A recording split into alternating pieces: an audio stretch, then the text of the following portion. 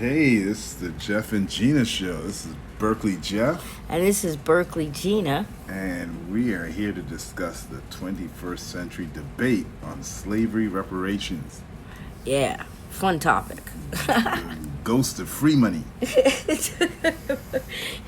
Well, it's a hot topic now because everybody is in the Bahamas, You see that Prince Edward, Duke of Edinburgh, Earl of Wessex, and Forfar. I don't know where Forfar is, but he was accompanied by his wife, and they entertained the Reparations Committee. I think at least they heard about it. They traveled. That was one of the things on their agenda. They did Bermuda, Cayman Islands, Bahamas, and Turks and Caicos. Right. Exactly. So, can you explain what the first step for those who identify with slave culture to claim their share of money they feel entitled to collect from the suffering and death endured by their ancestors? Well, yeah, Jeff. I believe applicants will be denied any entitlements due to the satisfaction of the Habeas Corpus Act, where the court requires that its court officers, the attorneys, they have to produce a body, like a physical human body, or otherwise evidence, like files, documents, whatever, of whatever the offense is, right? Which would be that money is owed for damages caused by the institution of slavery. Work unpaid and damages. Exactly. Yeah, it's a combination of both. And it's pretty much the offers that are coming out lately are like $1 a day. Yeah, I heard 364,000 or 363,000. They were mentioning in San Francisco per person or something like that. Yeah. But the thing is that you have to qualify. You know what I mean? For the reparations. And because of the lack of information out there, a lot of people probably won't qualify. So it's not something that you can depend on. Now, this is not to be confused with the Black Wall Street. That's a damages situation. Right. And how you go about that, you got to establish the business in the home and get all the paperwork to prove that you're eligible for damages there. Right. Yeah, just like any kind of damages claim. Your house burns down, you have to have the proper paperwork to go to the state to get reimbursed, or if you're flooded out. It's just like that. But think of it as damages that happen 200, 300, 400 years ago. And see, the United Kingdom has already mapped this out because they're prepared for people to come forward with claims. So basically, their national archives is the United Kingdom offers many ways to research slave history on their registers, dating all the way back to 1812. Now, prior to 1812, an applicant would have to find the plantation owners' personal records from the families that owned their ancestors, and if those records are still available. So searching through records can become tedious and cumbersome if information is missing about the following. And this is what the office needs in order to find who your ancestors are in the slave registers. 1, you need to know the name of the slave and the name of the slave owner. And you have to consider all spellings of the name and their derivatives.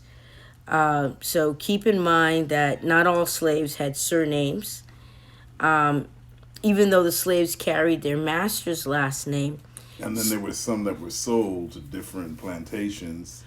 And took their names with them. And of course, maybe that might be some confusion as well. Maybe they were given new last names. And then, of course, there were the ones that escaped. Right. Exactly. And that, yeah. So all of these things are complications that you have to look for when you're doing your research. Like you said, some came from other plantations with their surnames. Some opted not to give a surname, right? And some, like you said, escaped from their owners also. So that's got some runaway slaves out there. So, can you claim reparations if your ancestor was a runaway slave? That's another thing. So it's all part of the Habeas Corpus Act. It says so there were no identification cards for slaves back then, because they and their children were considered property or chattel that could be passed down from generation to generation.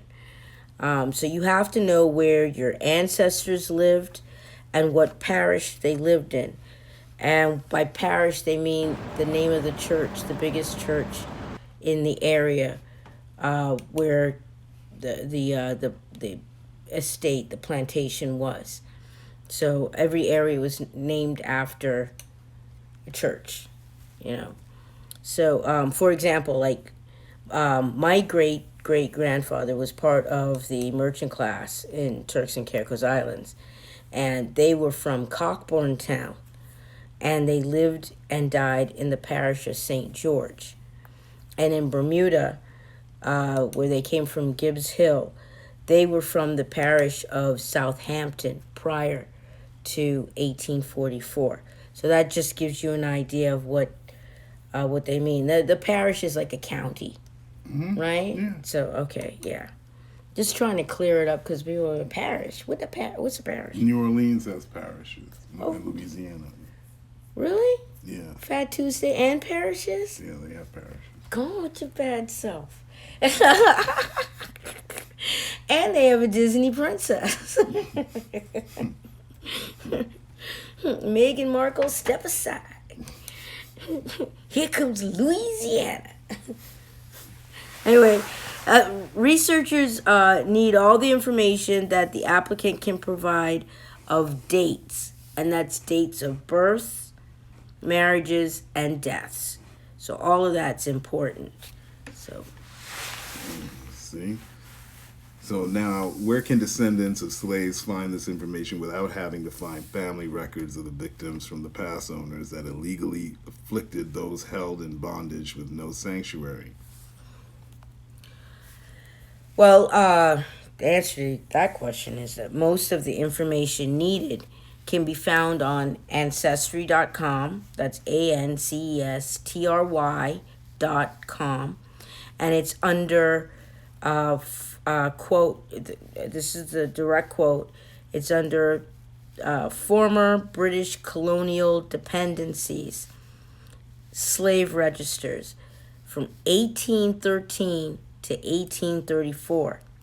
That database is online at Ancestry.com. And it's the company their company is the Ancestry.com Operations Incorporated, back in 2007, and that's in Provo, Utah, USA. So a lot of the genealogical researchers are from Utah, like Salt Lake City, and the Mormon churches there. That's a good place to start if you want to start looking. Now, for original data and documents, right, you could contact the Office of Registry of Colonial Slaves and Slave Compensation Commission, and the Records Department. And that's what you're looking for is the National Archives microfilm publication, and the name of the archives, the publication, is T-71. All right, so that would probably be the microfiche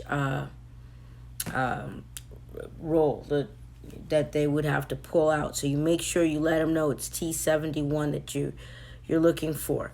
And see, Geoff, all registered records are created and they're inherited by Her Majesty's Treasury, which is now His Majesty's Treasury. since Charles Rex III was proclaimed the new monarch after his mother's death in 2022. So information can also be found at the National Archives of the UK, TNA, meaning the National Archives, in which is KEW, which is in Surrey, England. Okay. Now, I heard a rumor that the UK has archives where slaves were registered because Queen Victoria, a one-drop black woman herself, borrowed the equivalent of $22 billion worth of currency at the time from the Rothschilds to buy back the freedom of all native slaves in her colonies. That's a lot of people she bought and owned that are now demanding reparations from her heirs and successors. Just seems that whether you buy their freedom for them, set them free and restore their free will, or grant them independence with the new constitution to which they contributed articles, they are never satisfied. Yeah, well, it's like dealing with adults. It's like dealing with adults who have the minds of children. The serial pandering is annoying and has become a chronic problem that turns generational reparation seekers into official government mendicants. And the subject keeps coming up every term of prime minister. They always want to start this reparations committee. Bahamas. Yeah. Because the government has mismanaged the people's money, so the people don't know how to ask or demand their money back from poor governance. So you want to go all the way back rather than focus on getting the right people in and building up an export industry, which the Bahamas has a potential of. They still have yet to legalize marijuana. So. I was going to mention that, that didn't France tell them, listen, build back your economy, go legalize marijuana, and stop bothering everybody, stop running around begging for money. And of course, this is France, who's yet to legalize marijuana, and they should. They're telling Bahamas, you need to go do it. So that you don't ask us for money anymore. But they're taking leadership between Trudeau and Macron. I don't know who likes talking to African nations or the African diaspora the most. Well, they legalized marijuana, so he got one up on Macron. Yeah. And then they're selling the marijuana in Jamaica.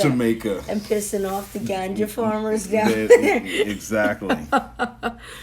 But you know what? If the Jamaican government was on top of it, then they wouldn't. The ganja farmers would not be upset. You know what I mean? They would. So basically, Jamaica's government sold their people out. Just like the Bahamian government to sell out their people. And they don't tell them what's in the deal or anything. Exactly. Mm-hmm. So when they turn into mendicants, and it's because they are aware that slavery was an illegal practice in the British Empire since King John outlawed the practice in the forest. And put it in writing in the Magna Carta of 1215 AD. Slavery was outlawed in England, and therefore that transcends to the colonies. It was the Portuguese doing all that. The Spanish and the Portuguese. The Spanish and the Portuguese were doing all the slave trade. Yeah, being illegal, as they always are, Magellan told them they owned the seas, and they believed it. You know what I mean? We own the Atlantic. That's why the seas are so dirty now. Take care of it. Go on, own it. Yeah, if you own it, you should clean it. Yeah, that's right. It's your job. Yeah, not them. They ain't gonna clean that. And they're not gonna pay the reparations either, even though that they're responsible. So yeah, so upholding the Magna Carta was very important to the late Queen Elizabeth II, because upholding the medieval rules was part and parcel of what kept Her Majesty a sovereign. You know, so she had to stick with the rules. Yeah, some of her children don't understand that. They don't understand that level of duty and commitment. You know, to not be tempted to break the law. See, and this is the importance of governing or representing in front of citizens. Now, if citizens see you weak like this, they're not going to be interested in following you. Yeah, yeah. They're not gonna want to play at your coronation. Nothing. Nothing. You know. They're going to back out. Yeah, don't mention my name. Yeah. Nowhere near that. Yeah. They could all turn in on you. Yeah. So I learned about the importance of the Magna Carta after interviewing Baroness Scotland, the Secretary General of the Commonwealth of Nations, back in 2017 at the Commonwealth Law Ministers Summit that was held in Bahamar for a week. It was 53 to 56 Commonwealth nations that all their attorney general, all of the attorney generals in the Commonwealth all met in the Bahamas, and she had to meet with them At a resort called Bahamar, owned by China. Owned by at a Chinese resort. So you know the Chinese are getting all kind of data. Yes. You know what I mean, on the Commonwealth. You know what I'm saying? Yeah. So yeah. So anyway, that's that in a nutshell. But See, the rules in the empire go back far into history. So there was no excuse for slavery to be practiced in the American colonies because members of parliament in the colonies knew it was illegal. The loyalists who escaped to the British colonies in the Caribbean with their families and slaves knew owning other people was unlawful, but they practiced contempt of the royal court anyway. It was so egregious, King George III's wife, Queen Charlotte, a legitimate queen who added India to the King's Royal Charter, was also a black woman with Portuguese and German ancestry, became an abolitionist to stop the complicit spread of slavery in the colonies. so when I hear poor people talk about reparation talks they hear the Prime Minister is having with the royals, I know it's a distraction while they switch up their game.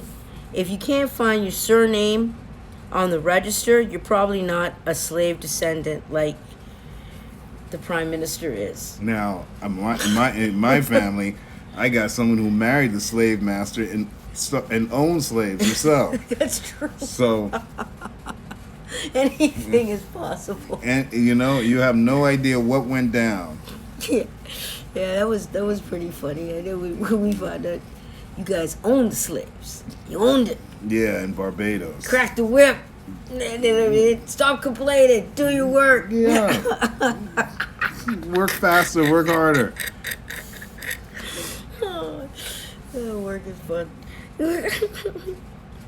So researchers need to remember during their study that 1, some of the colonies have indexed names of slave owners and plantations.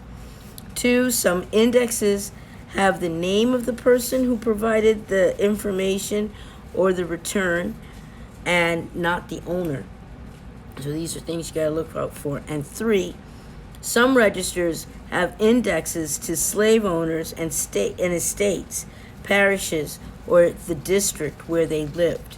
So you gotta look for all of that information because they're gonna need that to document your family member that you're trying to make a claim off of, so